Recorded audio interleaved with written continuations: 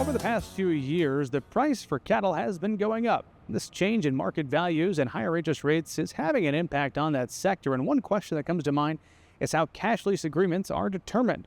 Market Journal's Mike Straub is standing by with this story. Mike? This time of year, as we think about September, October, this is a time of year when frequently folks are thinking about renewing a lease or initiating a lease on a cow-calf share or cash lease agreement. Typically, most cows in Nebraska are spring calving cows, and typically a lease runs from weaning to the following weaning, so it's a production year cycle.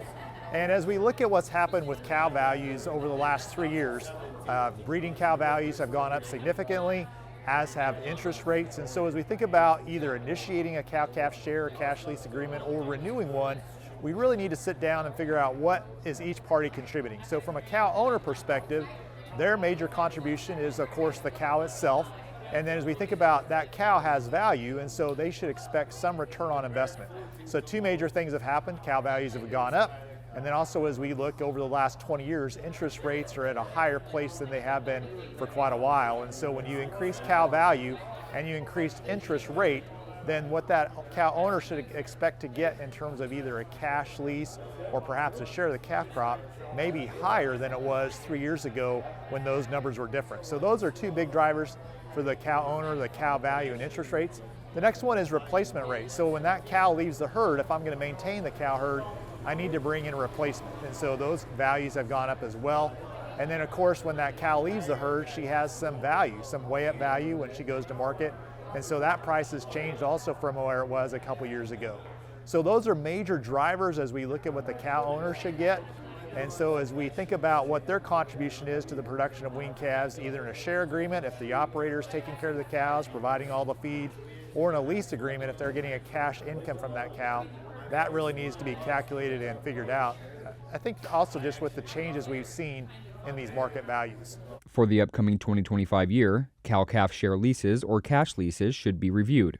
The lease should accurately reflect what each person will contribute to their production of weaned calves and what their compensation should be, either in cash or in a percentage of the calf crop. So recently with the Center of Ag Profitability, they have a weekly webinar on Thursdays, and we did one on cow-calf share and cash lease, really comparing those two lease options. So in the one scenario, the cow owner is getting a cash amount for the cows, and the other, they're getting a share of the calf crop.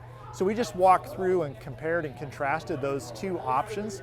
If someone's considering one of those things to think through.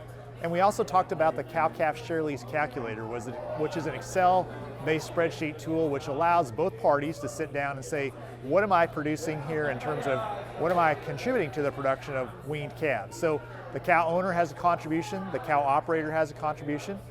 We've talked already about what the cow owner provides. So the cow operator typically is providing labor, providing equipment, often providing most of the feed, providing management. And so as you look at what both parties contribute, then you need to figure out, okay, how do we compensate each fairly based on that contribution? So that's really what that webinar walked through, things to think through.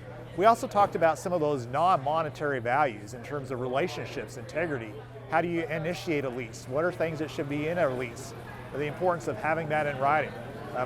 Providing a document that both the cow owner and operator are clear on what expectations are. How do you terminate a lease? What's some of the legal ramifications you need to be aware of? So we just talked through questions to ask, things to think through. And so if you're thinking about looking at a lease, or if you're looking at renegotiating a lease, I think that webinar is a nice place to go to look at just some conversation to think through, maybe bring up some ideas you hadn't considered before.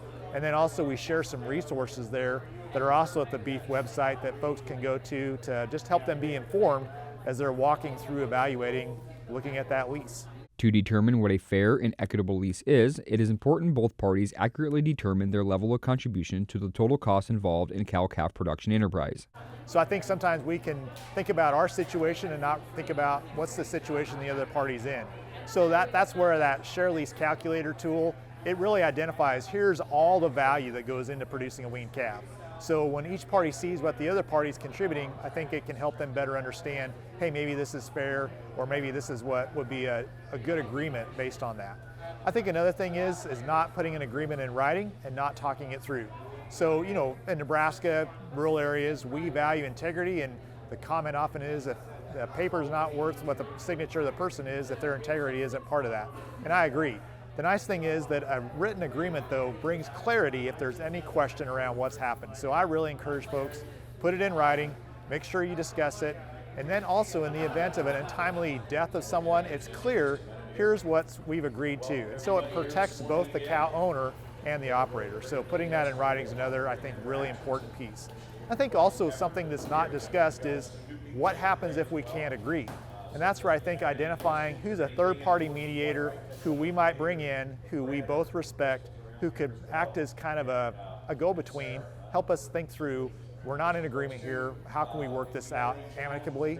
And that's another, I think, important piece. Annually reviewing cow-calf share or cow-cash lease agreement is prudent under fluctuating market conditions. For cow share or lease agreement to be successful long-term, it must work for all parties involved. Reporting for Market Journal, I'm Mike Straub.